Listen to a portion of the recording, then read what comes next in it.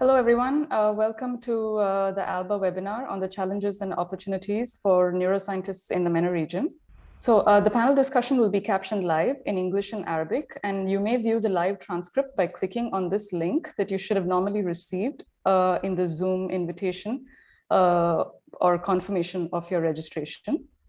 And as you can see, the QR code on the top right corner of the interface allows you to view the transcript on your mobile phone.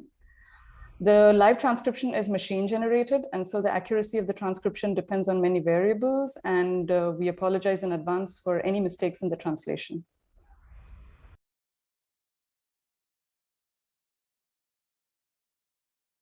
Okay. I guess I'll start. Hello, everyone. My name is Dipesh, and I'll be co-hosting this webinar along with Hilal and Hala. Okay. So before we start, I will give a brief introduction into what the ALBA network's about.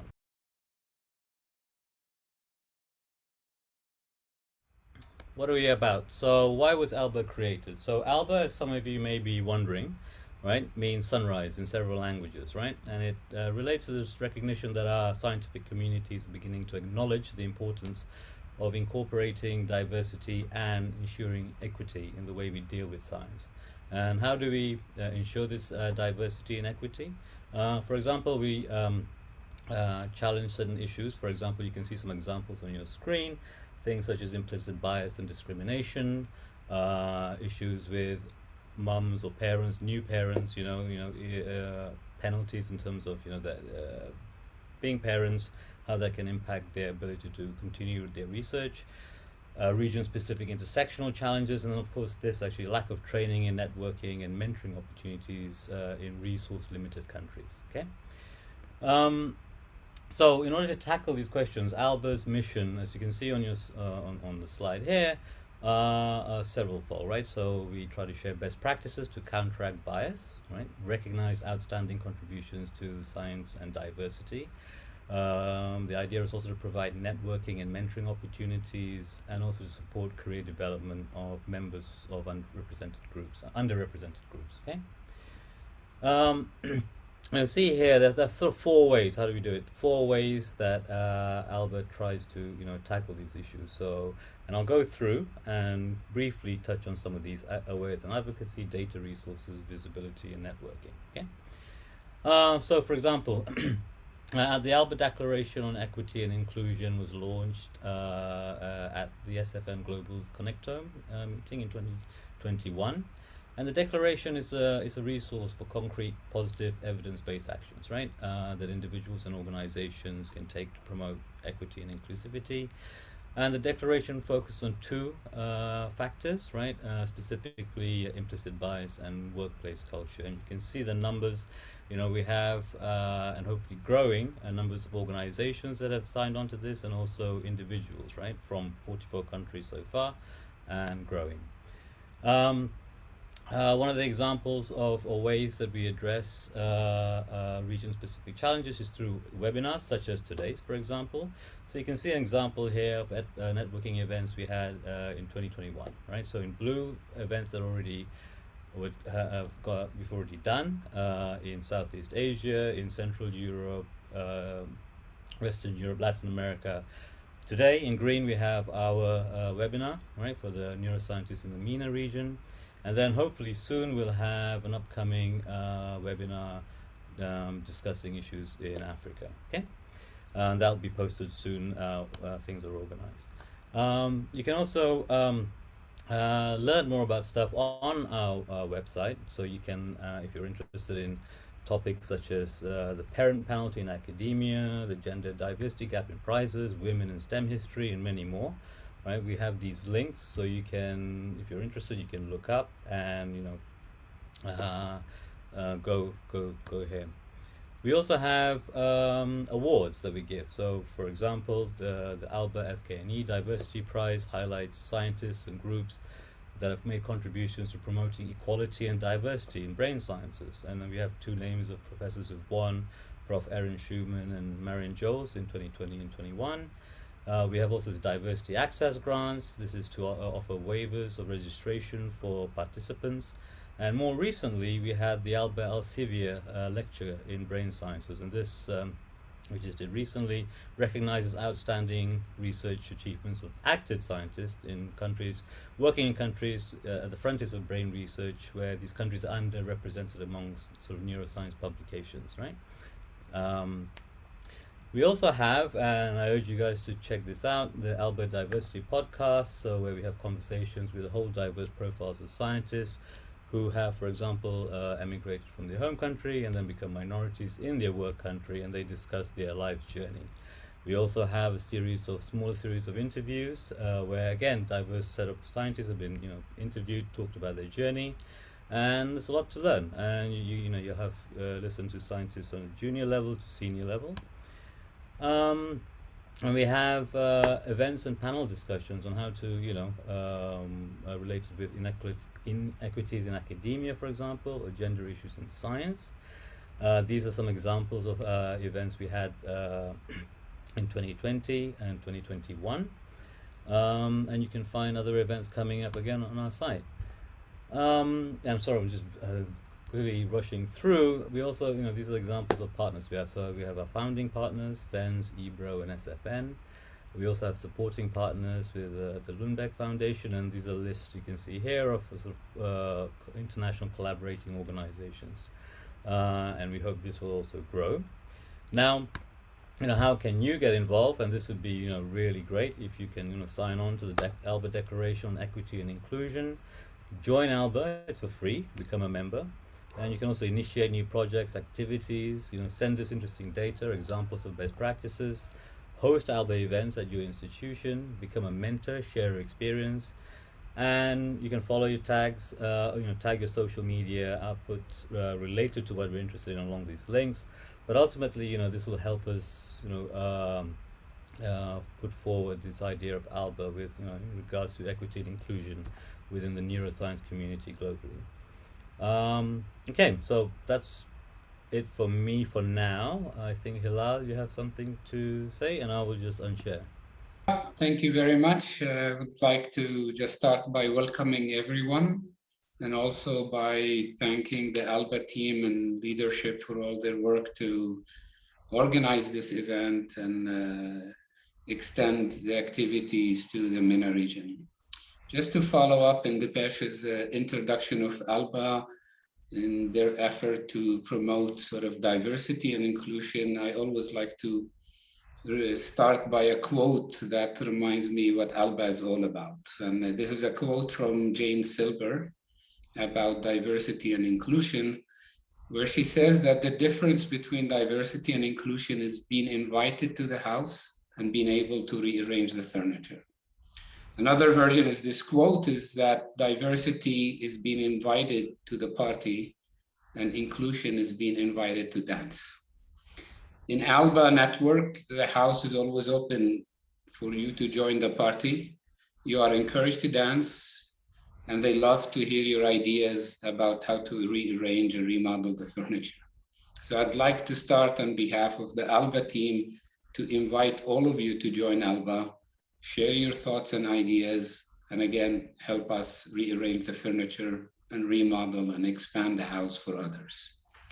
An important aspect of promoting equity and diversity and inclusion in brain research is to increase the visibility of the research accomplishments and contributions of underrepresented groups in the field of neuroscience and brain research, including those in developing countries, many of whom are not only outstanding scientists, but also great role models and inspirational leaders, working to address important questions and problems in neuroscience and challenges that are specific to their communities and often neglected by researchers in the Western world.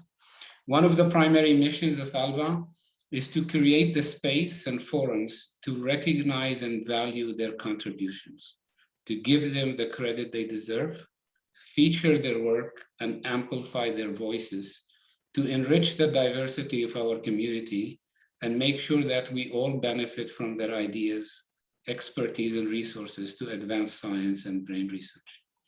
Today, we have the great pleasure to have with us in this webinar a group of inspirational scientists from the Middle East and North Africa region.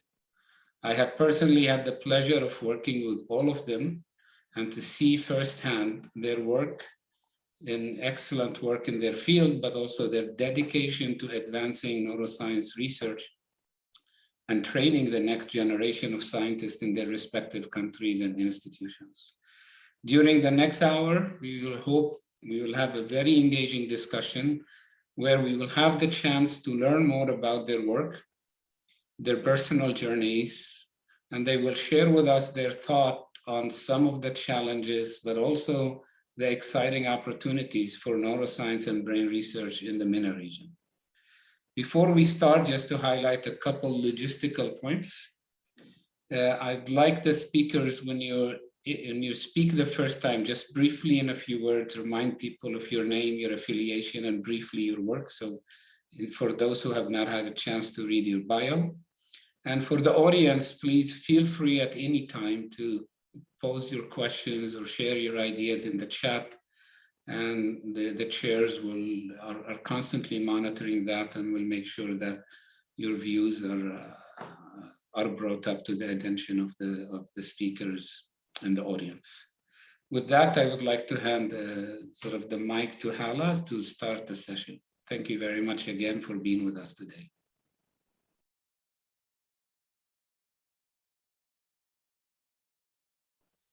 Thank you, Hilal, for this wonderful introduction. My name is Hala Darwish. I'm currently an associate professor at the University of Michigan in Ann Arbor. I recently joined this fall, and where I've actually, this is the university where I graduated, where I completed my master's and my PhD. Before moving back to the US, I've been an assistant, then an associate professor at the American University of Beirut for the past 11 years, where I've actually started my career in neuroscience and still continuing it as we speak. I was also the managing director of the Abu Haidar Neuroscience Institute at the Faculty of Medicine at the American University of Beirut. Now, during the coming few minutes, we will discuss the challenges and the diversity issues faced by the neuroscientists in the Middle East and North Africa. To begin with, it's worth noting that there is a scarce basic neuroscience activity in the MENA region, or what feels like scarce basic neuroscience activity in the MENA region, with a skewed focus on applied clinical science. In my opinion, the contributing factor to this could be related to disproportionate attraction and demand toward the medical sciences rather than the basic sciences. This lack of attraction and demand could be influenced by the lack of job opportunities, which does not make it very attractive for young people to follow these tracks in their university training. There seems to be a shortage of demand for basic neuroscientists. The trainees do not see clearly their employment opportunities and are more inclined to pursue clinical sciences. I will now turn to my colleagues, Dr. Samia Bensassi and Dr. Karem Al-Zoubi, to share more their experiences and thoughts about the topic. Dr. Samia, followed by Dr. Karem. The floor is yours. Thank you, Dr. Hala. My name is Samia Bensassi. I'm Associate Professor of Neurology at the Faculty of Medicine of Tunis and at the National Institute Mujib bin Hamida of Neurology in Tunis. I'm mainly working on hereditary neurodegenerative diseases and mainly neurogenetics. So as you've said, it's very difficult to do research, to perform research in neuroscience in our region. It's covered as a luxury because of our limited resources. So, Tunisia is a low-income country, and it's also the case for all countries in North Africa and for some of them in the Middle East. So the authorities usually think that these resources should be directed rather towards improving clinical care rather than doing research in incurable diseases, as most of the neurodegenerative diseases are. So, and to do research now in our country, we usually need funds from abroad.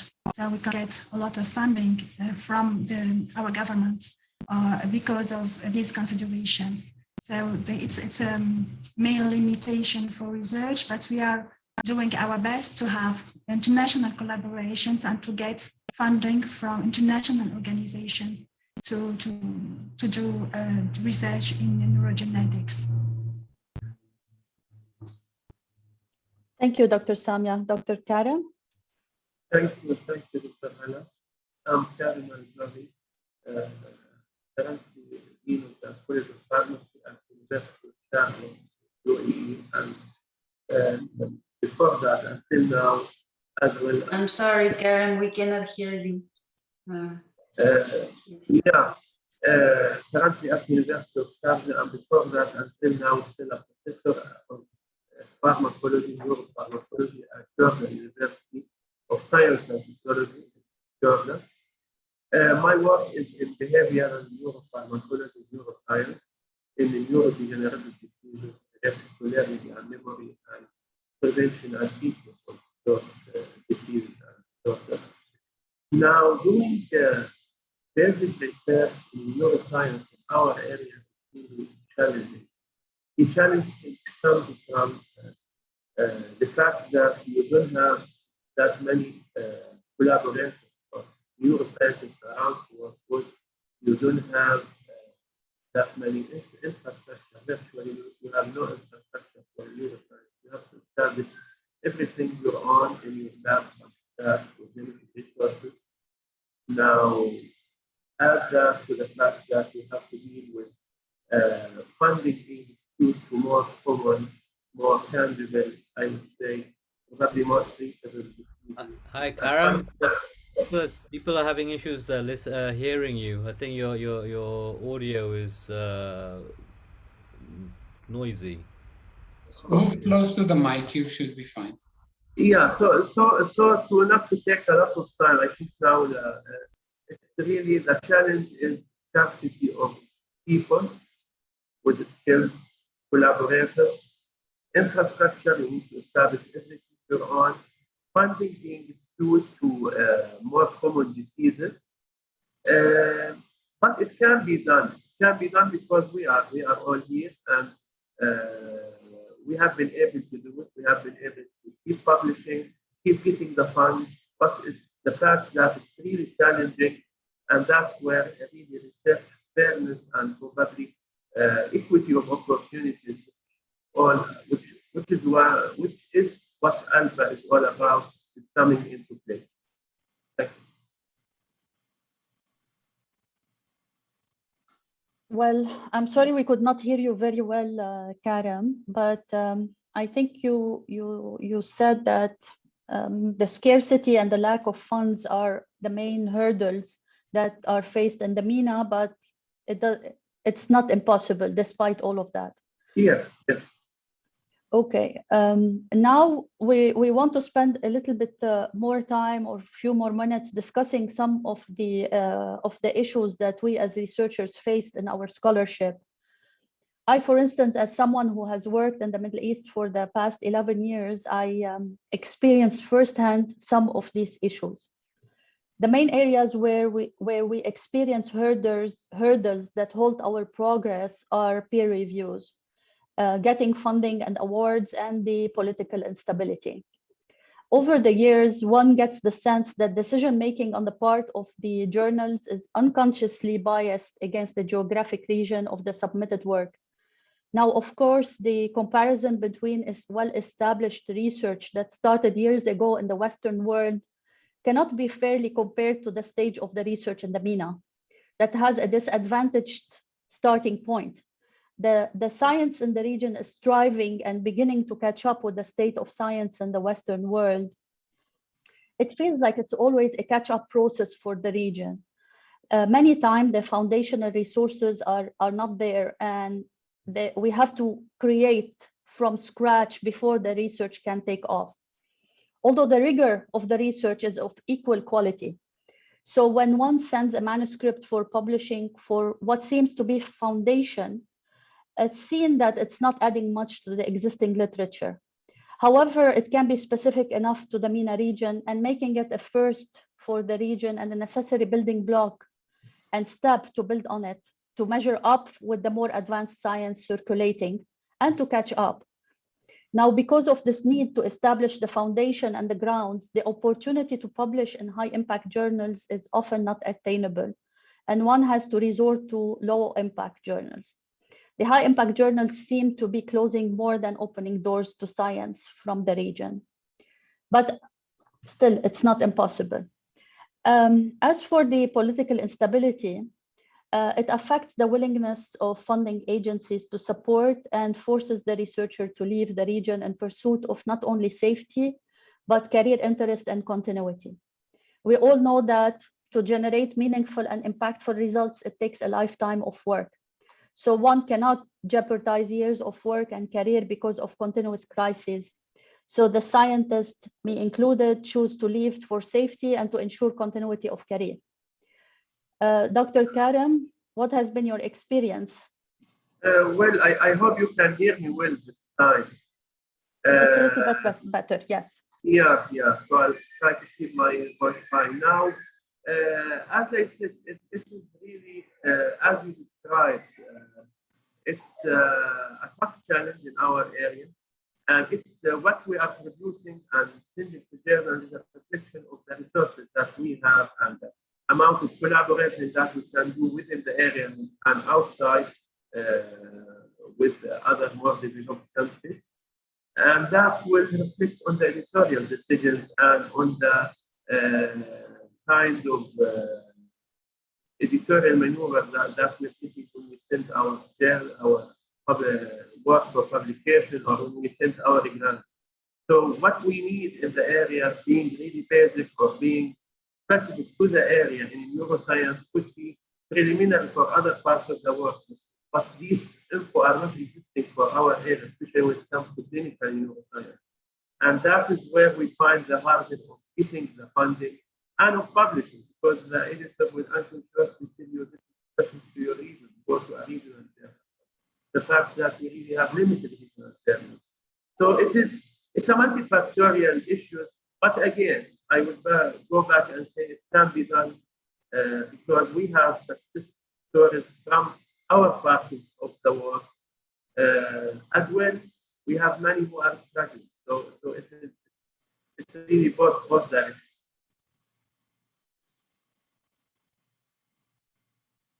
Okay, thank you, Dr. Karem. Dr. Herzallah and Dr. Salama, the floor is yours to continue this discussion. Dr. Herzallah. Thank you very much. I really appreciate it, and it's a great pleasure to be amongst these, this group of distinguished scientists. There are a lot of things actually that come to mind when you. Sorry to interrupt you, but can you introduce yourself briefly, please? Of course. So as you mentioned, my name is Mohammad Herzallah, and I'm the founding director of the Palestinian Neuroscience Initiative at Al-Quds University. I'm also a research scientist at Rutgers, and I hold visiting scientist appointments at both NYU and Harvard universities in the US. So with that, I go back to the point. There are a lot of intriguing discussions and really very important points that we need to, hash and we need to discuss in terms of neuroscience and the Middle East and neuroscience and the MENA region and how we can make progress and what is the neuroscience that can be sustainable in our region and how can we actually make proper contributions in this kind of regard to ourselves and then to the world.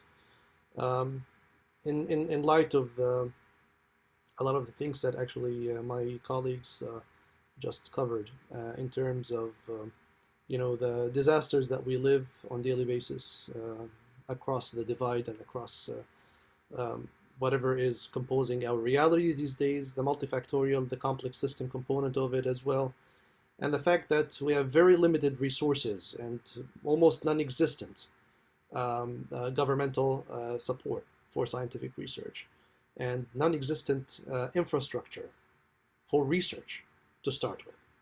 And with that, actually, I would like, with my colleague Mohamed Salama, to actually kind of shine a light a little bit on how can you attain funding in the Middle East.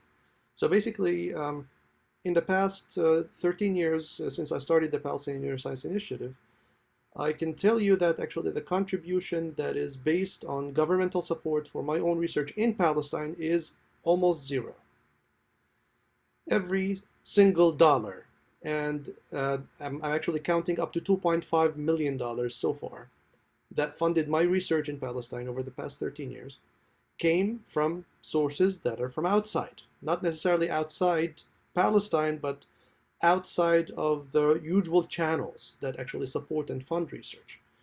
And in this kind of regard, this is actually, it's a causal relationship, unfortunately, between money and science. You need to have money to create science, but you need to show some progress in science to bring in money. So which one comes first? It's like the chicken and the egg. And I don't know exactly where to start and what kind of advice I can give you here, but I can only share my own experience and my own experiment, if I may call it, in this kind of regard. I would like to summarize what I want to say in 3 very quick points here.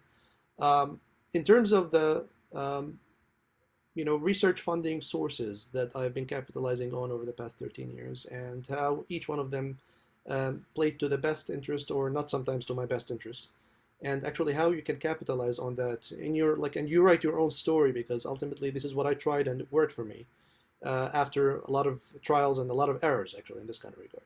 So of course the go-to arena here is scientific grants. But in order to actually be able to write a scientific grant, you need pilot data. You need a proof of concept.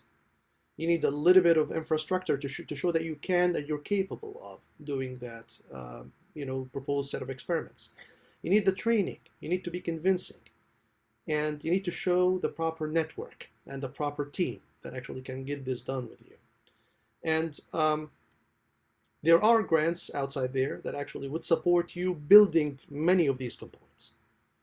And the most important aspect of all of that, before even any proposals can be actually assembled, is to properly know how to write a grant, which is a hugely missing component and a hugely missing skill at all levels, at all layers of our academic systems in the Middle East. I can speak with confidence, and I'm sure this would be echoed in the rest of the Arab countries, not just in Palestine. So basically, we need to know how to write grants.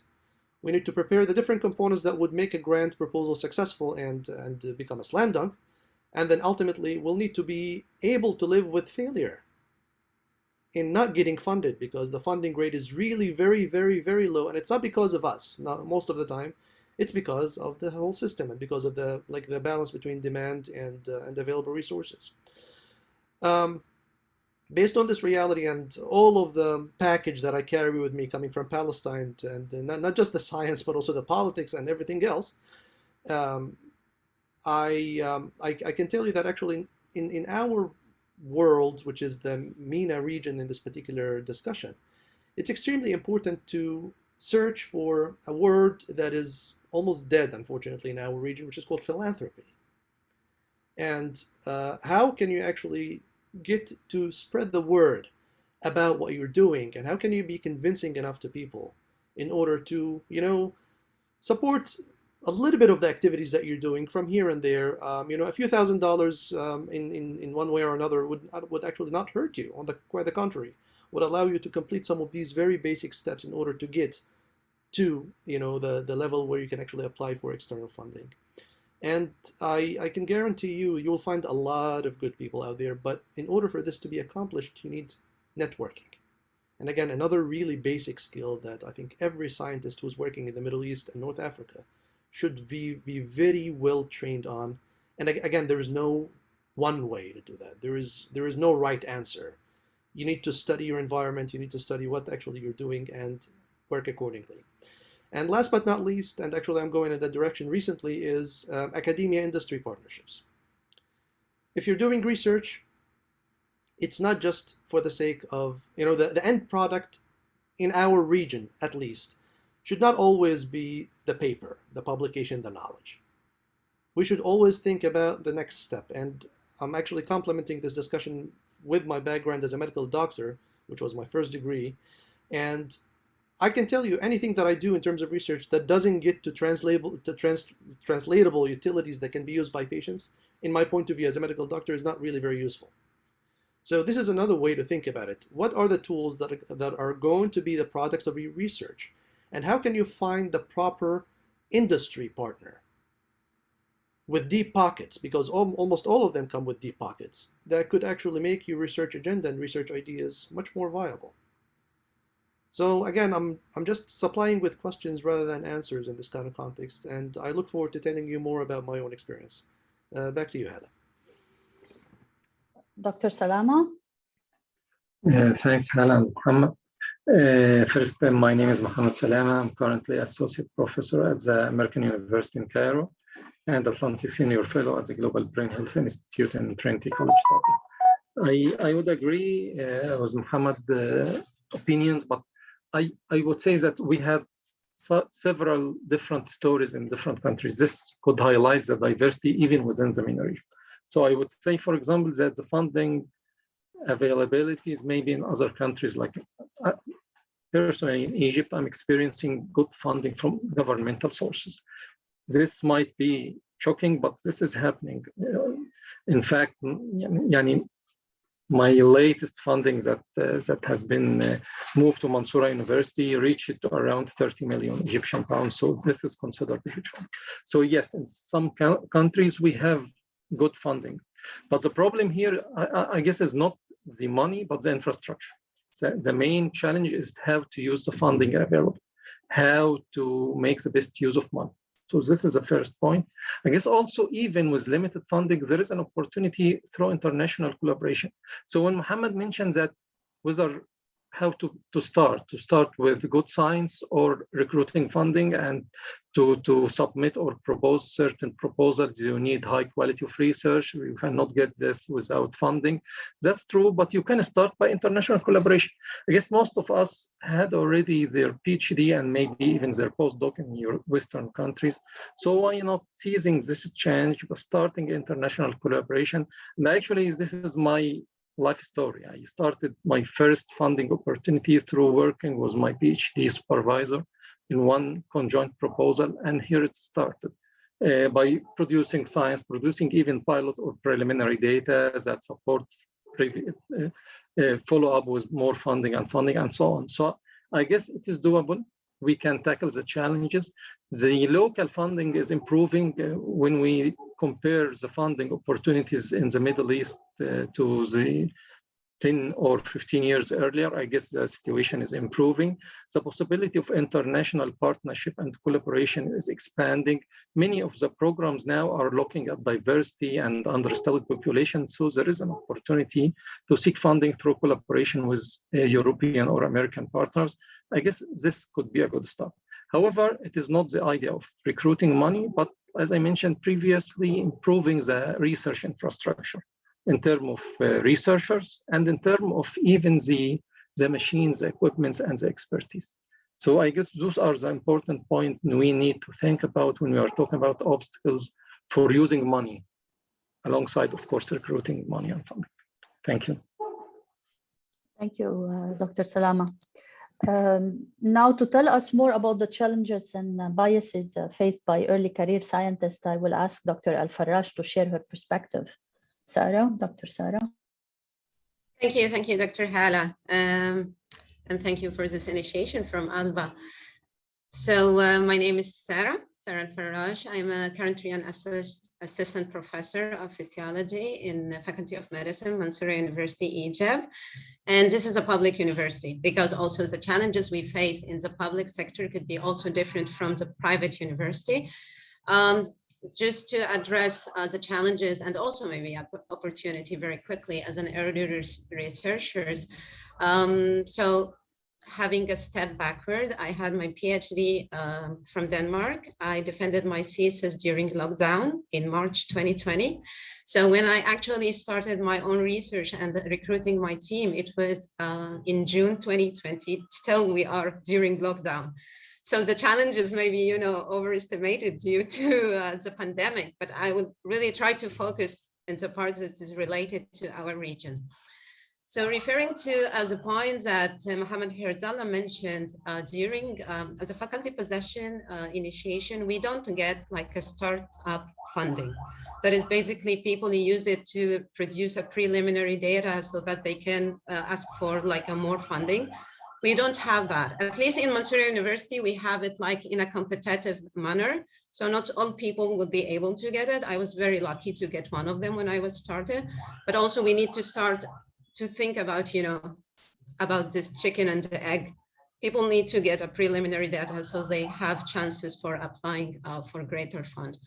Also, I think in a matter of early career researcher, there is challenges about lack of training for like a smooth transition to be like a more independent researcher, the training that is more focusing on the logistic of running the lab, dealing with the budget, what is, like the taxation system in the country, what are the paperwork that we need to keep to making like a final report. I think this is something that also, I have been doing it by trial and error, and I would have been very appreciate if there is a system or like a training that helped me doing that.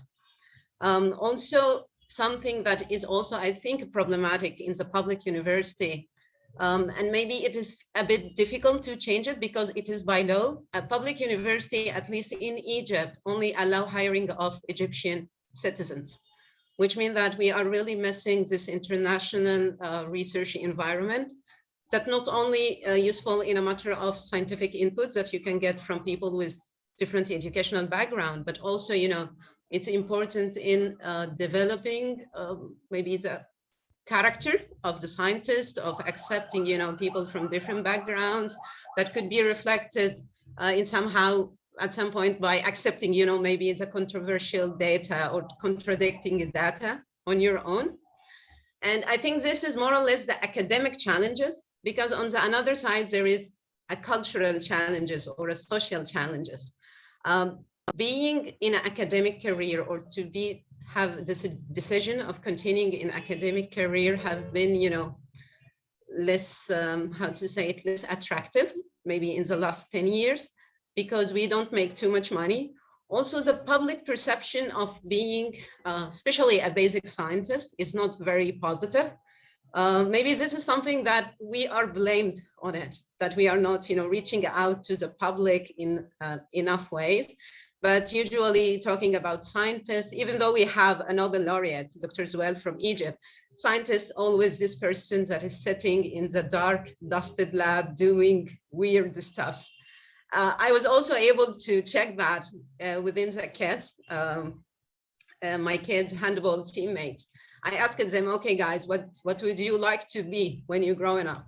So 12 kids between the ages of 6 to 8 years, they were doctor, engineer, policeman, but they were no scientist. So I think this is also something that we need to work on it as a scientist in the region, and also to reaching that to the youth or to the public, maybe using a more accessible language, maybe also, inviting people when we talk about research. I will just, go quickly through the opportunity, not to be, dark. As an early career researcher, as Dr. Salama mentioned, there is also opportunities that is direct specifically to the early career researcher. So this is one thing. I think also the fact that now people realizing that we cannot understand or treat diseases on the data that is purely produced from Europe or North American population is there. So I think doing a good quality science in our region will be interested to be shared, because they will be always, you are the first person to do that, at least in the Middle East or MENA region. Also, the fact that in the MENA, we are about 650 million people that are sharing the same language. This is also in a matter of social study, is a golden opportunity. You can make questionnaire without being worried about, how translation can change the meaning of the question or something. So I think, yeah, there are challenges, but I think if we work smart and hard, we can also highlight those opportunity as early career researchers. Thank you, Dr. Elfarrash, for all this important information and experience and sharing your experience.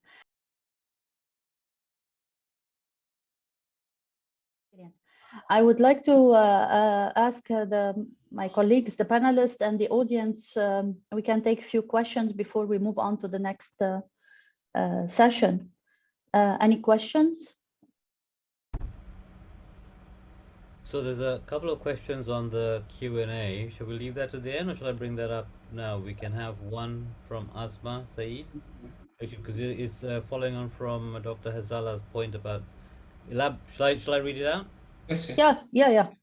So elaborating more on Dr. Herzallah's point on moving from research to industry, do you think in the near future we can see neuroscience-based startups in the MENA region? What do you think, Dr. Herzallah? Well, that already exists. I have some good news for you. So actually, and I think at least on this panel, 2 or 3 people can tell you more about it, including myself. And I think Hilal, you have something in that regard. But I don't think it's MENA based, but neuroscience based. So we can certainly kind of say that actually it does exist. You can, and it was done, that you can actually do research in the MENA region and then convert it to utilities and tools that are potentially commercializable, in this kind of regard. So it does exist. Can I bring up one quick question? It just occurred to me. There's a lot of talk about collaborations with the West, Europe, US, but what about going in the other direction? Again, I don't know if there's an interest from there, but we say Singapore, Japan, China, India. There's some fantastic places that do neuroscience. And this is something that has inspired me to actually go and check a little bit more in terms of more sort of broader applications. But is there any information from any of the panelists in regards to that? Do we have? I mean, I'm trying to build up collaborations myself, but that's very specific for what I do. But generally, is there? Anyone can? We had some collaboration with the National Institute of Neuroscience in Japan. Okay, so you have some stuff going. Sorry, Samia, I didn't quite hear you. With the National Institute of Neuroscience in Tokyo. Okay, Mohamed, you had something. Thank you, Samia. Yeah, and I wanted to add actually that we are currently running a collaboration with colleagues in India, especially on the front of scalability and psychotherapy and clinical trials in mental health between Palestine and India, and actually we made some progress over the past couple of years. So yes, it does exist, and I think we should really learn, especially from, formerly developing countries in this kind of regard, how they made it actually, and what was kind of the recipe. Yeah, and especially India, and I think it was, they're producing some of the amazing amazing science that actually is being published at very large scale, and ultimately, in particular, for example, in clinical trials, the whole world should learn from India in this kind of regard. Thank you, Tim.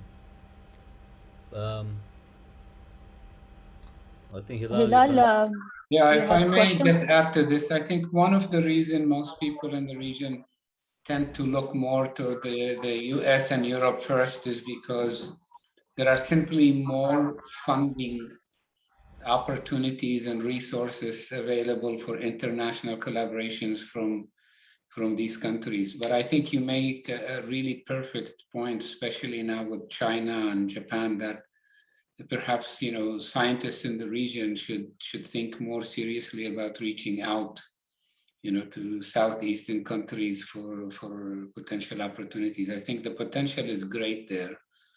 And it has, my view is that from all my interaction, it has not been sort of explored or leveraged. So I think it's a great point and something to think about. Yes. Yeah, so there is an important good question by Professor Carmen Sandy here. I think maybe we'll get insight from probably to hear from Sara and Samia and Karem. And that relates to Sarah's comments that, scientists are to blame not reaching enough to society. And she's wondering, when we talk about neuroscience in the region, what's the density? Is there really a critical mass of scientists, and here we could even discuss basic but also clinical that cover all aspects, to be able to have a critical mass that can really advocate and do outreach or compete at a very high level. And I think I will leave it to you, and then I can add comment at the end. And the second question is, are more scientists needed in this area, or should the priority be to support the ones that are there? So I'll let you address the one about the critical mass. Maybe I will say something about this last point. And the fact is, I think we need both, because the success, I would say, the priority is helping scientists who are in the region, because if they're not successful, it's very difficult to inspire other people to pursue this field. I'm always very impressed when I go to universities and we go to our regional schools and conferences about the level of interest and thirst in terms of people to pursue neuroscience, despite this. So I think the young people are there, but if they continue to see that their teachers, their mentors, their advisors are struggling and have difficulty, then I think we would have less people interested in the field. So in my view, that we do need both, but what is critical now is to ensure that people like you who are there get the support to be able to succeed and inspire the next generations. So maybe if you could, maybe we'll start with Samia, because, and this brings another point, having just returned from Tunis and seeing you and your team, if you could comment on two issues. One is the critical mass, and two is in the West, and ALBA has organized many of discussions to deal with gender, issues and gender disparities and things. When I was in Tunisia, I was extremely surprised that you don't have to deal with this issue, because 90% of your neurologists are women. So can you talk a little bit briefly about the critical mass? Do you think you have enough neurologists or neuroscientists to do there? And if you could address this issue, why does neuroscience, is a very attractive field, and why mainly female scientists? Okay. So in Tunisia, we have the number of neurologists is we have enough number of neurologists, but there are, the critical mass is still small regarding neuroscientists. So neuroscience research is not very developed. There is the exception of some institutes, like our institute, Neurology Institute and Pasteur Institute, but there are still exceptions. So we don't really have the critical mass, but the number is not very large. But thanks to collaborating with others, we could perform research. And regarding females predominant, we have a problem of diversity regarding including males in this field rather than females. So because medical science, doctors are usually females in Tunisia, up to 80% of medical students are now females. So we have a lot of problems with surgery, specialties and surgical specialties. And regarding science, the faculty of science is also female predominance. As students, males prefer engineering specialties, they're not very attracted to neuroscience or to medical studies. So it's also the case, I think, in the all North African region. I'm wondering about the other Middle East countries. But in Algeria, also in Morocco, most of the neuroscientists are females. Mm-hmm. Dr. Mohamed, Salama, Egypt is one of the largest countries in the region. So perhaps when discussing critical mass, it's a good place to start. Can you give us sort of some insight into the neuroscience community in Egypt in terms of diversity and numbers and level of activity? We have here to differentiate between neurologists and neuroscientists. So if we are talking about clinicians and neurologists, those who are working in the field of neurology, I guess we have the critical mass, and we have a good distribution among male and female, and it's a perfect situation. But when it comes to neuroscientists, those who are working in labs or those who are doing research in the area of neuroscience, I think that we didn't reach yet the critical mass. But is that, as you mentioned, we have big number of population. I don't think maybe you have here 90% of neuroscientists in Egypt. Sara and myself, not 90%, yeah, maybe 80%. That's still, no, I don't think at all that we have sufficient neuroscientists when we are talking about lab scientists, those who can work in the area, in vitro, in vivo work. No, totally not. I can't say that, especially although we have a lot of universities, both private and governmental, but the number of those who are dedicated to work in the area of neuroscience is not sufficient. On the contrary, yes, I would say that we have a good number of neurologists working or practice the medicine in the area of clinical neurology. This is a huge gap. We have to tackle this challenge because we have those clinicians working and dedicated in their clinics, but very, very scarce amount of research done in translation of the basic neuroscience into clinical practice, or those who can be dedicating their work and so on. I guess Sara could add if she has something else to suggest. I think the problem is getting back to the point I have mentioned, that doing basic science is not as exciting as practicing medicine, and also it not making money as also practicing medicine. So maybe, you know, in the last 20 or 30 years ago, the number of, you know, full men professors was larger than women. I think in the last maybe 7 years, people that is deciding to continue in academia and doing basic science is more women. And I'm afraid this is not because we were good enough to, you know, close this gender gap, rather than the position is getting less, you know, exciting for the man that is also having other responsibility of earning enough money because he has to pay the rent and pay school fees or whatever. So there is, you know, like a more empty positions for women to jump in it. So I think this is also about, you know, people doesn't really know, or maybe the undergrad doesn't really know what neuroscience could be done in the region. Maybe if we work on that, people would be exciting to take on this path and things would be better.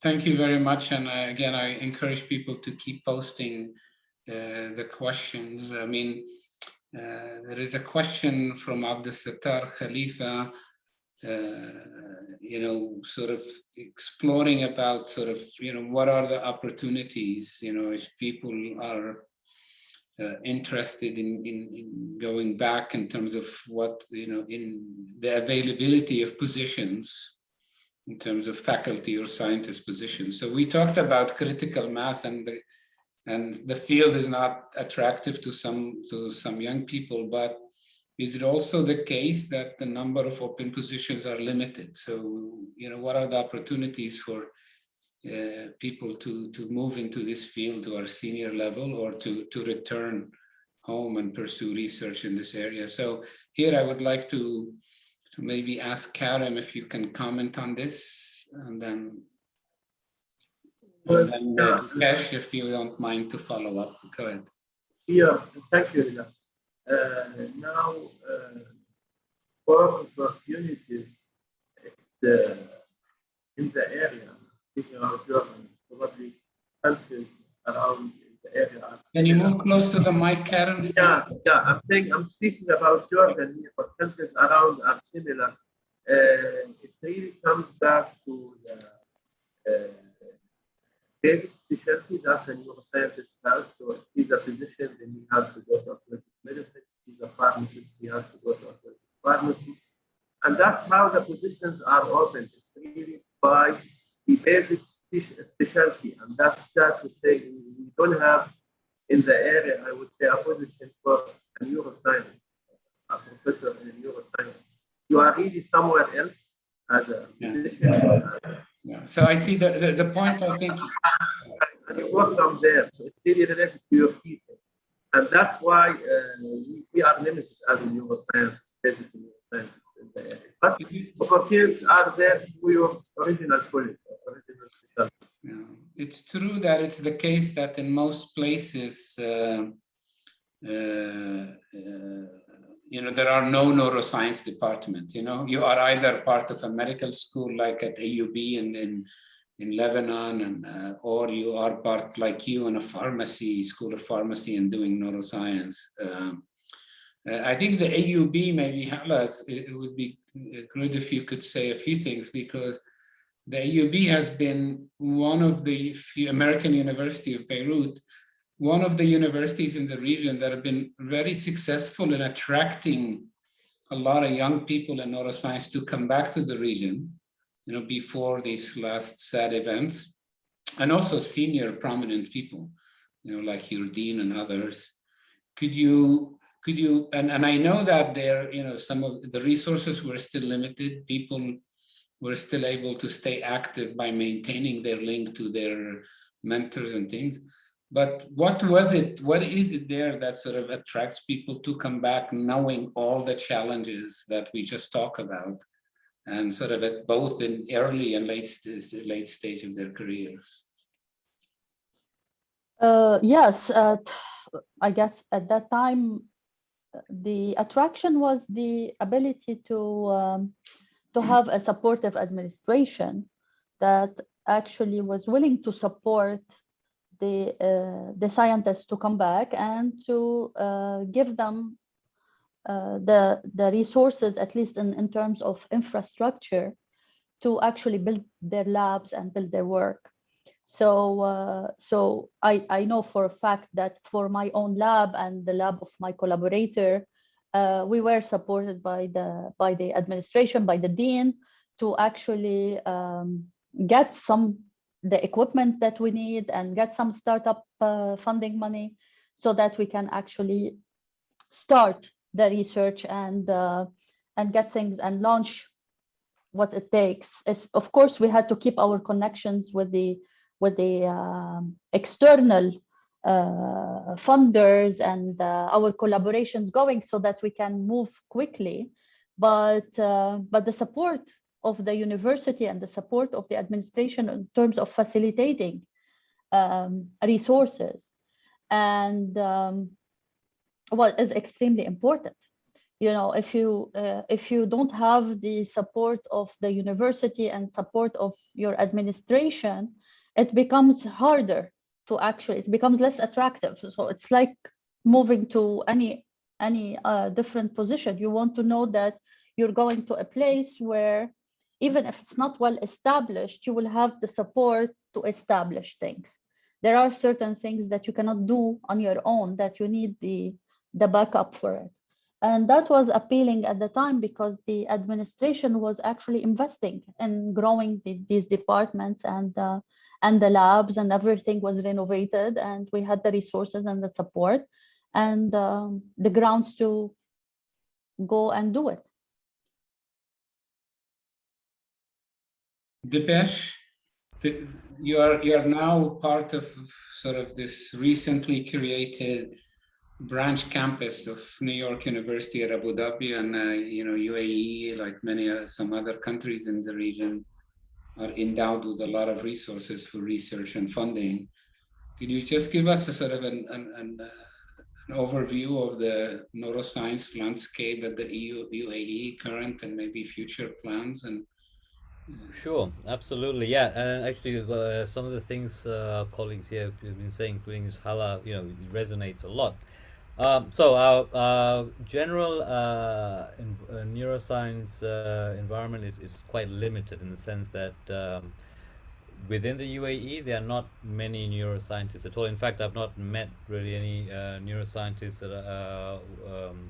that I can really communicate with. And part of it is actually it's very hard to try and do neuroscience. I know colleagues now or in other fields, scientists in other fields in the other local universities, the support to set up, say, if you want to do animal work, is very, very, very hard. There's no infrastructure, or if they say they will develop the infrastructure, they keep changing their minds. And if you want to do work with animals, I don't know, say, you want to use ketamine, xylazine, ketamine to do knock out your mice. It's hard to get, a license. We've been lucky at NYU Abu Dhabi because there's this government sort of push to build up research within NYU using NYU model as one of the approaches. There's a lot of support there, and it's not just the government. It's just that NYU brought in various groups of people to ensure these things, that we have people who can interact with the government to make sure these things happen. The issue is that I have a physicist friend at Khalifa University in Abu Dhabi. He's saying, for example, they've slashed the funding for postdocs. So he had a postdoc now who had to leave because he couldn't do, But so again, the support for research generally in neuroscience was quite limited overall in the UAE. There aren't many neuroscientists. And even in NYU, I'm just one right now. We have Claude, a visiting faculty from NYU New York, who has a lab here as well.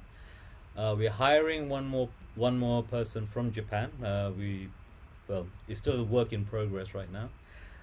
But it's essentially the trying to get over the bureaucracy to try and set up a lab, and especially for neuroscientists interested in, these are the people who are going to, if they want to do systems level biology, network neuroscience, you want to do animal work, you can't come and do it here. So that's impacting that research here in the UAE.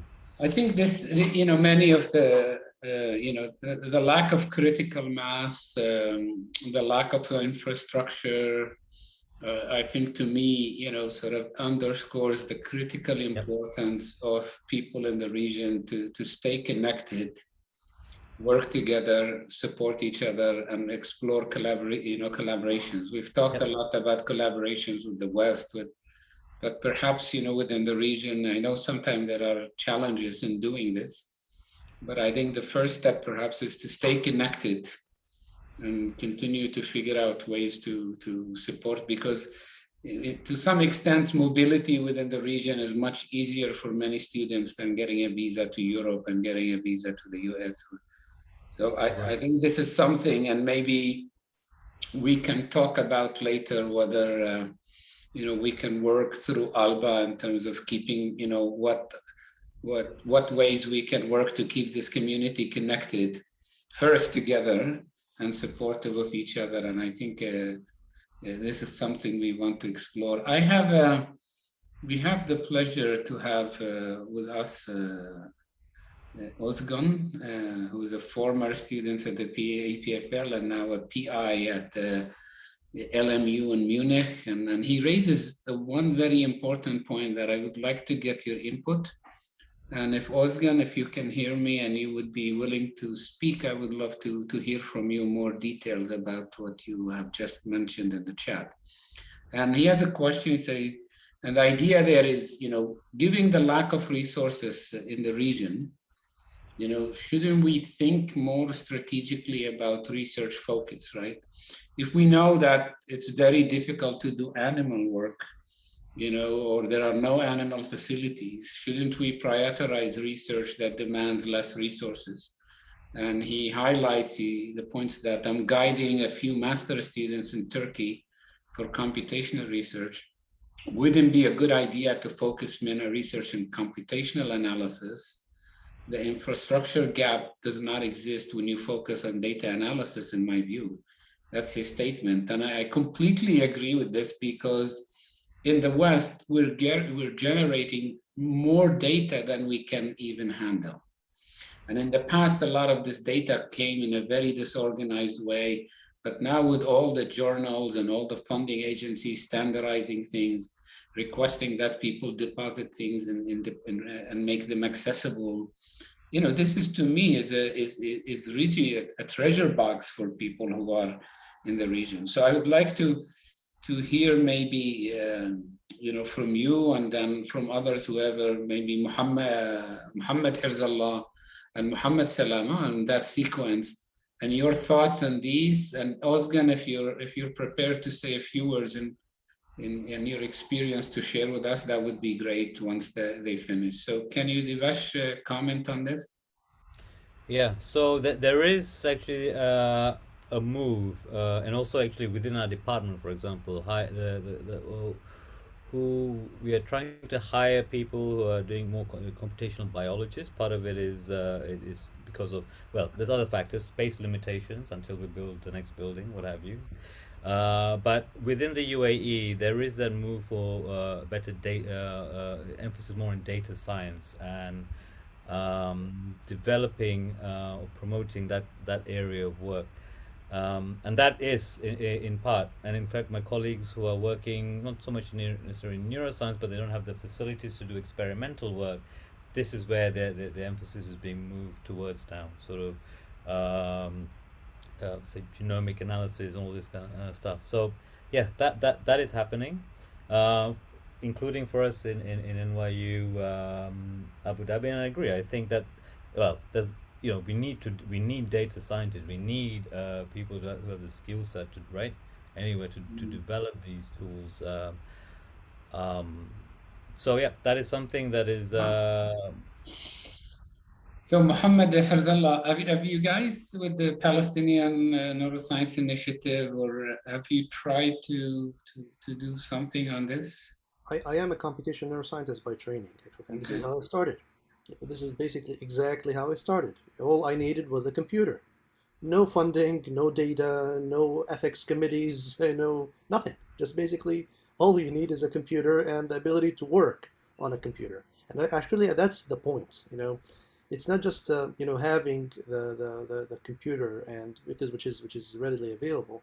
It's basically what kind of research do you want to do, and what is in demand, and where can you leave impact. And in my case, it was the field of cognitive computation neuroscience, machine learning, AI-inspired cognitive models, mental health, psychiatric diagnostics, prediction of response to treatment protocols. So yes, absolutely. That's basically, you just told the story of my life, Hilal, there in this kind of regard. And I believe that actually this is the best way to go. And ultimately, we need to be also very cognizant of the world that we live in. Data is more valuable than oil these days, and it's certainly something that we need to think about, and not just in the context of working on data that comes from outside, but also we don't have any form of infrastructure to perform any kind of or answer any kind of questions about our own status. So basically, let me give you an example. What is the prevalence of depression in Palestine? What is the prevalence of depression in Egypt? Just as two examples. There are very limited databases in this kind of regard. So it's just not just about the ability to utilize these data sets, but if you learn, and if actually the masses are trained in terms of scientists on these approaches, this, as a byproduct and an immediate consequence, people will start thinking in an organized manner about their own realities and implement that in their own realities. So yes, absolutely yes. So Dr. Mohamed Salama, there's a huge, the youth in Egypt, and make up a large percentage of the population, but also within the universities, there's a huge interest in computational science.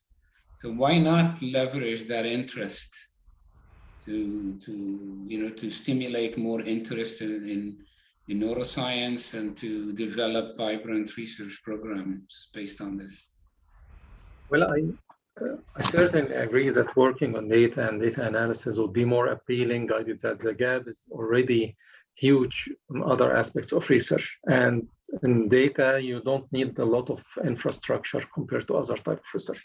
However, I have to disagree, because my main concern would be that focusing on working on data, because we can do that since we don't need huge infrastructure, this will lead to allocation of most of our resources, and maybe even our potential students or scientists to this direction, later on we'll find out that the gap, which is already large, will keep enlarging. And then we don't have enough infrastructure for other types of research. But maybe a way to look at this is that, you know, we are in an engineering school here at the EPFL in many places, and we don't have to divert people to computational, but the people we find in engineering and computational are very much interested in neuroscience. You know? So the idea is not to cause further imbalance, but how to attract scientists from other fields who originally are not in neuroscience, to scientific, to problems in neuroscience. I think it's something, you know, we should think about more, because I think this is another idea that came up today. Ozgan, I don't know if you can step in and just tell us a little bit more about what you're doing in Turkey. Can you unmute and speak? And if you have the camera, that would be great. Okay, maybe if not, somebody else wanted to comment while. Okay. Hey, now I'm allowed. Sorry. Okay, good, please. The camera is still not available, but hello, hello everyone. I'm in Germany. So practically, first of all, I had many ideas modeled by what I saw Hilal done in EPFL to open up, but now I realize as a group leader how hard it is to change the furniture when you are in an institute. So first of all, I now realize how much you've done for everyone, Hilal, how hard this is to generate. So practically what I'm doing is I have few master students that are in few labs working computational gene expression analysis, and I'm trying to guide them few trainings and other things, and few of them actually became one of my best students. So my research benefits very much from this interaction. And given right now the amount of data we are generating, and I don't see in future there will be a neuroscientist non-computational. And practically generating interactions with outside of the world and getting data, getting the astrocytes that we ignored and looking at a collaborative lab in Turkey, in Egypt, in any other place, and designing experiments that might lead a spin-off story is very feasible. And I think we have a really good opportunity with the open science and Acuity and teaming up with the institutions so that the geographical gap will be slowly ignored and started to soon these labs can actually become a relying the geographical difference can be normalized. I see opportunity here. So for me, computational training and computational understanding creates one of the important things, because trying to close the funding gap is not realistic. But when the data, expensive data, openly available, what we need is the insight. A lot of data is there, but insights are, we need people with good ideas to dig in there. And a lot of people with a lot of ambition in the region is there. And I feel this is a place we can actually coordinate and change a lot of things. I completely agree with you. Thank you very much for, again, being with us and your input. So I guess now I will leave the floor to you, Hilal and Dipesh, for the second part of the webinar. Maybe I'd like to move to two other topics. We've talked a lot about challenges, but I know from many of you that there are many exciting success stories, for work that actually has been able to accomplish and make important international contributions despite all the challenges that we face. So I would like each one of you to think about one or two stories that sort of you're proud of, or success stories that you've been able to achieve despite all of these challenges. And I would like to start by giving the floor to Dr. Samia, just to highlight some of the important contributions that her team in Tunis and neurogenetics have made to the fields of neurogenetics and Parkinson's disease. And I think some of this story and many others highlight the tremendous scientific potential and unique resources that exist in this part of the world that if harnessed properly and through collaborations with groups outside could really help advance the field tremendously. So I'll give you the floor, Samia, to share your slides, and then we'll ask everybody to share their stories. Thank you, Dr. Hilal, for the kind introduction. So I'll talk about the experience of the Munji bin Hamida National Institute of Neurology in Tunis about the hereditary neurodegenerative diseases. So in Tunisia, we have a relatively high prevalence of hereditary neurodegenerative disorders. There are several factors that could explain this fact, and particularly the rich genetic background due mainly to the mixed ethnicity, but also to the high rates of consanguineous marriage, up to 30%, which is also the case for the other countries in the MENA region. And it's, of course, an important risk factor for autosomal recessive diseases. So a lot of work has been done since the 1970s in the National Institute of Neurology in Tunis on these neurodegenerative disorders. And several new diseases have been identified, such as the Tunisian Duchenne-like muscular dystrophy, the juvenile amyotrophic lateral sclerosis, ataxia with vitamin E deficiency, LGMD2I, and more recently, the LAC2 phenotype, as well as the GBA2 ataxia phenotype. Up to 15 loci have been also identified, and several new genes related to these diseases. So I'll talk briefly about three examples, and to be concrete. So the first one is about the LGM, which is referred to currently as the LGMD-R5, which is an autosomal recessive form of limb-girdle muscular dystrophy. So in 1983, Munji bin Hamida was found several families with a severe childhood muscular dystrophy, looking like Duchenne myopathy. But unlike Duchenne, which affects males, as it's an X-linked disease, this disease affects both sexes equally, males and females. And Munji bin Hamida was collaborating with Michel Fardou at the Salpêtrière Hospital in Paris. And he could develop, thanks to this collaboration and also to an European funding, muscle biopsy techniques in our lab. And on the muscle biopsies of these patients, he found characteristic features of muscular dystrophic muscle. So he thought it was a new disease, an autosomal recessive form resembling Duchenne disease. But at that time, many didn't believe it.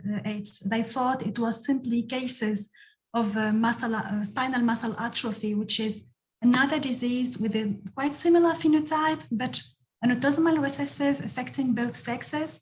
And in spinal muscle atrophy, on muscle biopsy, it's rather neurogenic, but sometimes it can pseudo-myogenic.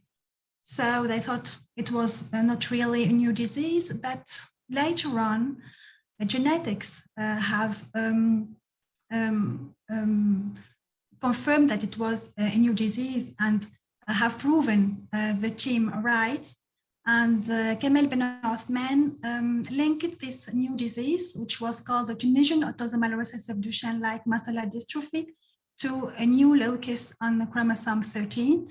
And it was also a collaboration between the National Institute team with a team in the US led by Alan Roses. And then the mutations were identified, causing this disease were identified in the gamma-sarcoglycan gene. And here it was also a collaboration with a team in Japan, the Professor Ozawa's team in the National Institute of Neuroscience in Tokyo. And this disease turned out to be prevalent worldwide. It's rather frequent in Tunisia, but also in all North Africa, but it's present worldwide. Here is another example. It's about AVID, it's ataxia with vitamin E deficiency. So in our institute, we found several families with the ataxia, with the Friedreich's ataxia phenotype, and linkage analysis was performed in these families. And in some of them were not linked to chromosome 9, which is where the locus of Friedreich's ataxia is. And these families were associated with a severe vitamin E deficiency. And then these disease, looking like Friedreich's ataxia with this vitamin E deficiency, was found to be linked to a new locus on chromosome 8. And then the gene causing this disease was found, identified, and it was caused by mutations in the alpha tocopherol transfer protein. So it's due to a founder mutation, delay 744 del A mutation. It's a founder mutation in North Africa, but this disease turned out also to be present in all the Mediterranean region. Also, there are some cases reported in Japan and also in Italy, in Sicily. So it's not only a disease found in only North Africa. And it was important to identify this new disease because when we give supplementation with vitamin E to these patients, we have a dramatic clinical improvement. So it's one of the rare curable causes of hereditary ataxia. So it was very important to identify this new disease. And then finally, we've also studied PD, and we observed a large number of familial PD cases in our country. And we thought at first that it may be caused by autosomal recessive mutations because of the high consanguinity, but it turned out to be related to an autosomal dominant form of PD, which is the LAC2 related PD. So in these familial cases, and here it was also a collaboration with the Professor Farrer team in Mayo Clinics. And we found that 40% of these familial cases had a founder mutation, the G2019S mutation. But what was unexpected is that even sporadic PD patients had these mutations in 30% of cases. So it was a very important finding, and the study featured on the cover of the Lancet Neurology because it has a very important conceptual implication, as it made idiopathic PD and familial PD very close. And now we are routinely screening for this mutation in our PD patients in our lab. And we've worked a lot on the phenotype, and we found that the LAC2 PD phenotype is similar to idiopathic PD regarding motor and no motor, as well as no motor signs. And it's very important also to have identified the frequency of this disease in North Africa because it helps in understanding the pathophysiology of PD in general, and also because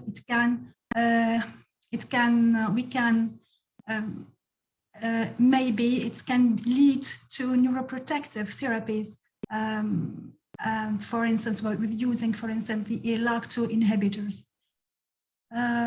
So to sum up, and I think what made this experience successful, in my opinion, is that it was based on collaborations between neurologists and scientists, international collaborations with a win-win relationship, or horizontal relationships rather than vertical ones. And also, it's very important to have a technology transfer. So nowadays, for instance, patients in our country can benefit from a prenatal diagnosis, and of certain of them benefit from curable treatment, as with AVID.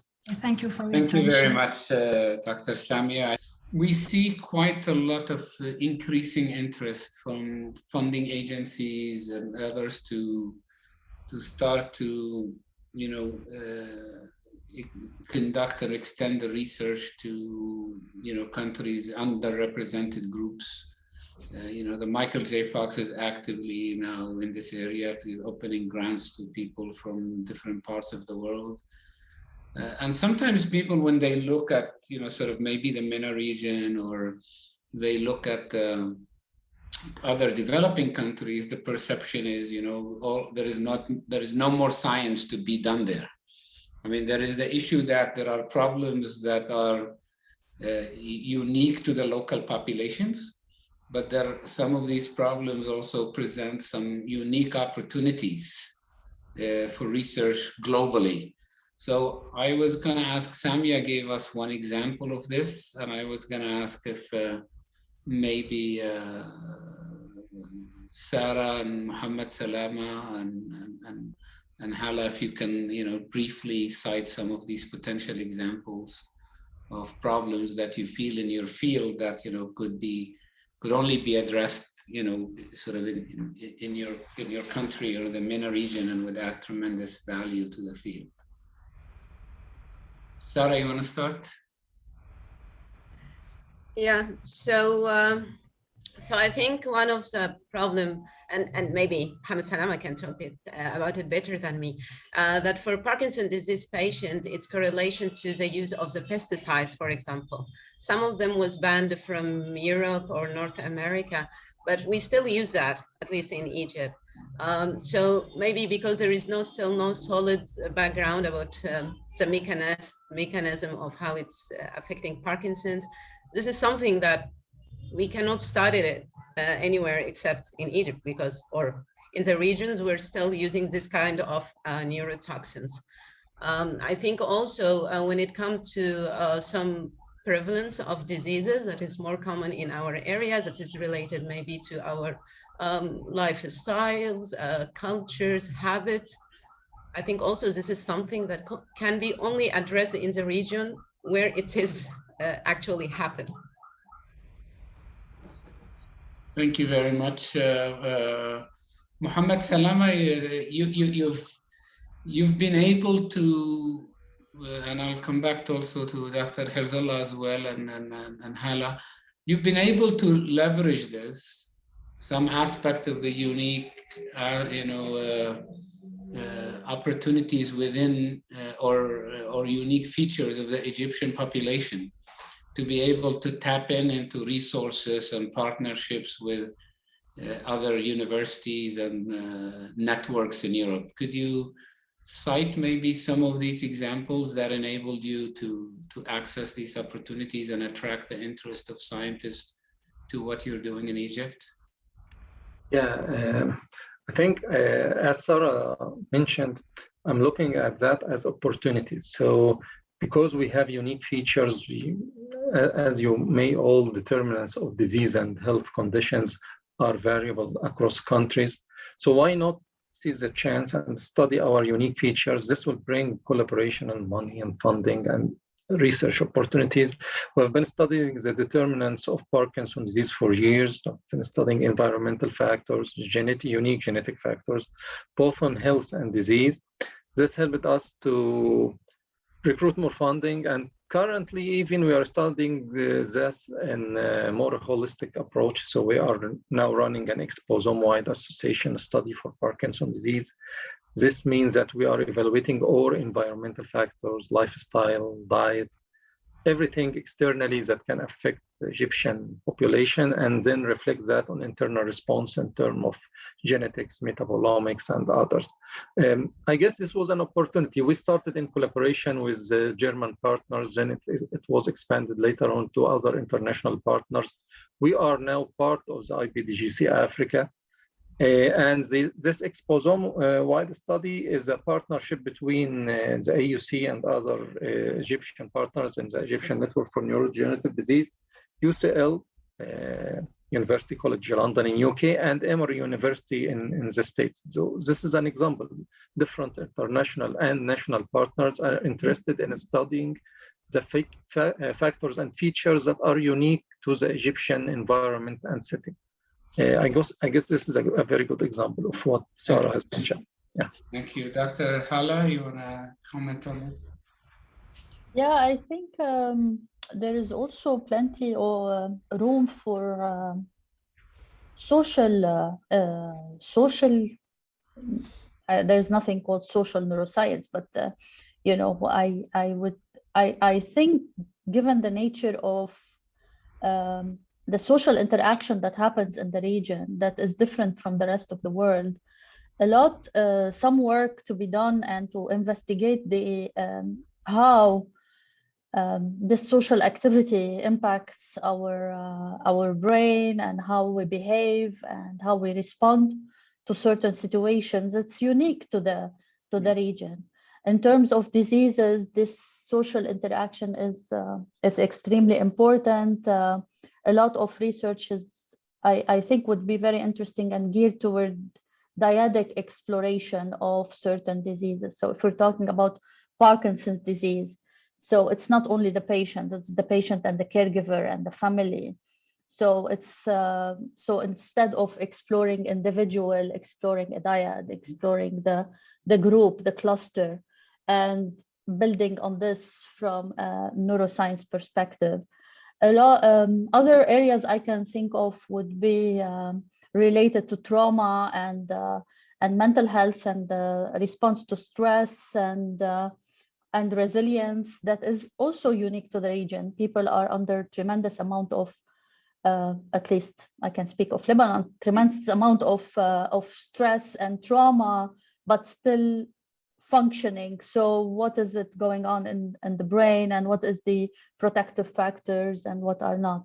So yeah, there is definitely room for a lot of uniqueness in that region for science and understanding the mechanisms. We have Dr. Karem Sandy with us, and now we know where the next destination would be, Beirut.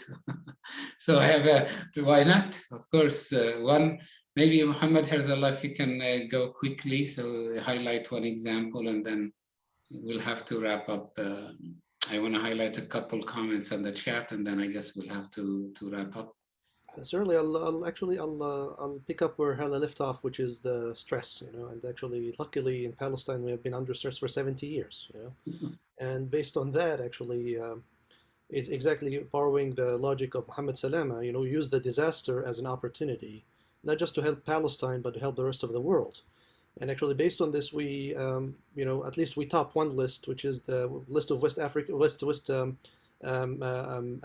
Asian countries of the prevalence of mental ill health, unfortunately, topped by depression and anxiety. And needless to tell you, basically, this is all coming in a population 65% of which is under the age of 24, and 50% of which is women. And ultimately, the availability of medications and treatment is very limited, if any, let alone the fact that people have this debilitating social stigma that prevents them from seeing a specialist when they need one. So this created a reality for people like me in Palestine who thought about it in terms of, okay, how about we try to study and understand depression from the neuroscientific component and the molecular, the genetic component, and try to actually generate diagnostic tools, proper diagnostic tools that are to some extent objective, that would not just allow Palestinians to learn more about their own mental health, but actually can be used and generalized worldwide. And that was the whole story for the past 12 years. We have been developing very simple computer games, very simple diagnostic tools that are language and culture independent, that has diagnostic capabilities up to 95% using the research in Palestine.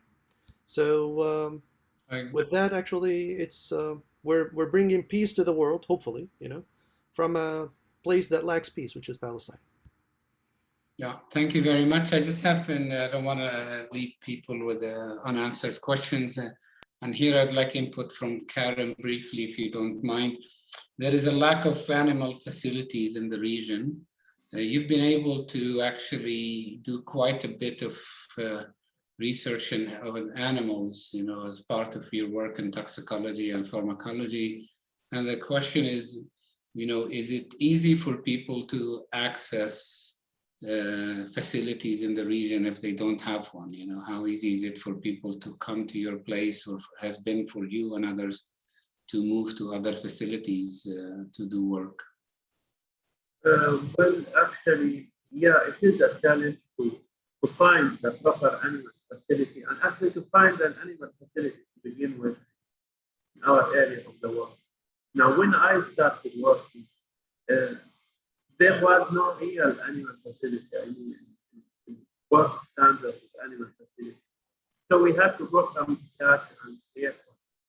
Creating one with limited resources is a challenge because you have to be creative in just creating. So now we have it, but many other places don't. So it is a challenge. But luckily, access to it is not a challenge. So the minute you collaborate with somebody in the institution or you have a proper proposal to the institution, access is granted. It's not really very complicated process. But this advice is to collaborate with others, especially in the institutions where the facility is. That will facilitate many things. But I acknowledge the challenge in our area. Many of our countries in the region, those animal facilities, you'll find a big institution, a big university, but you will be surprised that the animal facility does not exist or it's a mini animal facility with a few rooms, and that's all. So yes.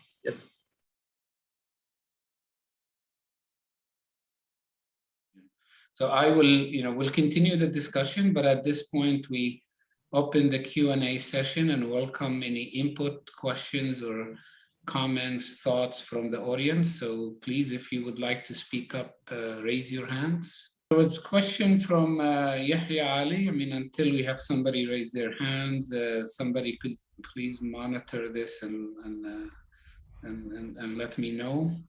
There was a question about, the idea of computing resources in the region. And, I think in the GCC countries, I think there are computing resources. And in the UAE, Saudi Arabia, and the Qatar, they have computing institute with extensive computing resources.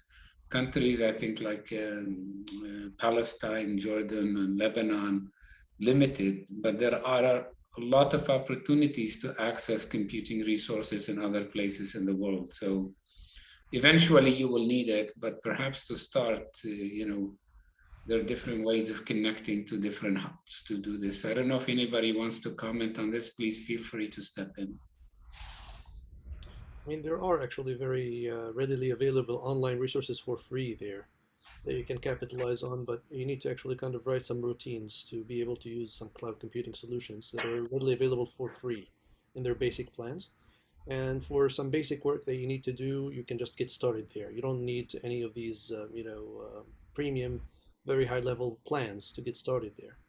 So you can certainly, you can get started. And I also wanted to mention that I think through the Arab League, there is a program that is called ASRIN, which is Arab Science Research Networks, something to that extent, where they actually build the capacity at the national level in Arab countries in order for cloud computing and other resources to be available for researchers. But I can guarantee you, if you just do a very quick search, you'll find a lot of readily available free resources online.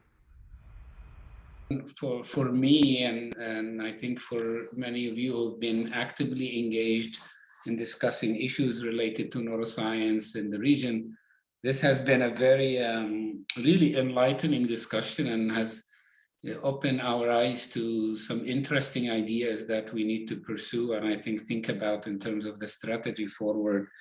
I think the idea about strategically leveraging data and data science and mobilizing other communities to support our research, but also to help build critical mass and expand the activities of neuroscience in the region is important. The idea of pursuing collaborations within the region and other parts of in Asia, which actually many countries in Asia are becoming much more active in the MENA regions than decades and years before.